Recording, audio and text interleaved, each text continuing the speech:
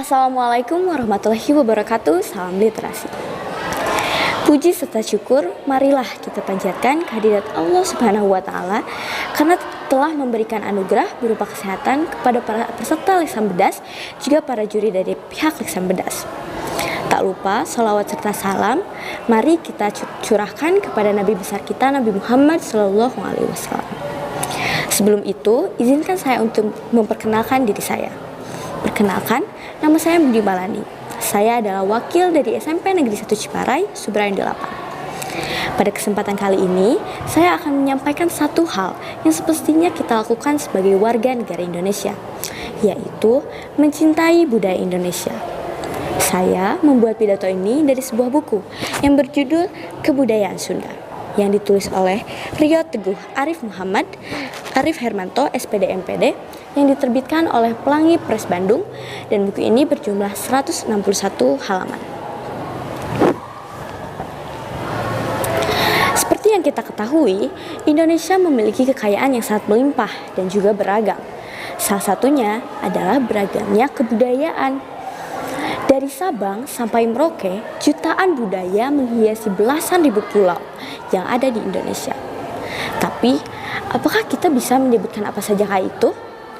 Jangankan ratusan, belasan saja pun mungkin kita bisa terdiam untuk berpikir sejenak. Kita disebut sebagai warga negara Indonesia. Tapi mengapa kita tidak mengenal jati diri bangsa ini? Kita adalah generasi penerus bangsa. Mau dibawa kemana bangsa ini bila kita tidak mempertahankan kekayaan budaya yang ada di dalamnya? Di era globalisasi dan modernisasi saat ini, beragam budaya barat dianggap lebih modern dan bahkan bisa melupakan budaya-budaya yang ada di timur. Kita merasa lebih gaul, lebih keren, lebih modern ketika kita meniru budaya-budaya barat. Seringkali, generasi muda Indonesia menganggap budaya Indonesia sangatlah kampungan. Karena itulah butuh pembelaan dan tentunya keseriusan untuk melindungi budaya kita di tengah arus globalisasi yang semakin maju seperti sekarang.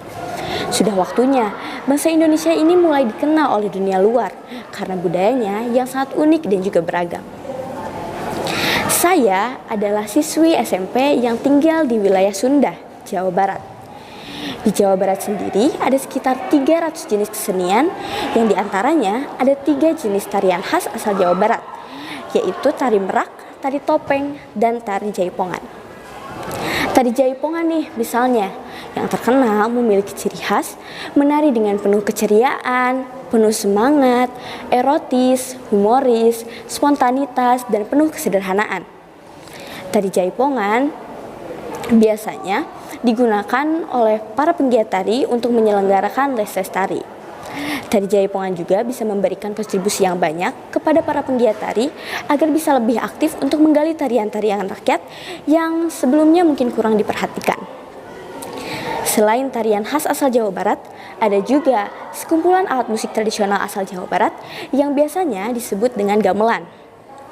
Alat musik gamelan terdiri dari jenglong, suling, kendang, jenglong, bonang, saron, dan gong. Gamelan sendiri ada 3 jenis, yaitu gamelan salendro, pelog, dan degung. Gamelan salendro biasanya digunakan untuk mengiringi pertunjukan wayang, tari, keliningan, dan lain-lain.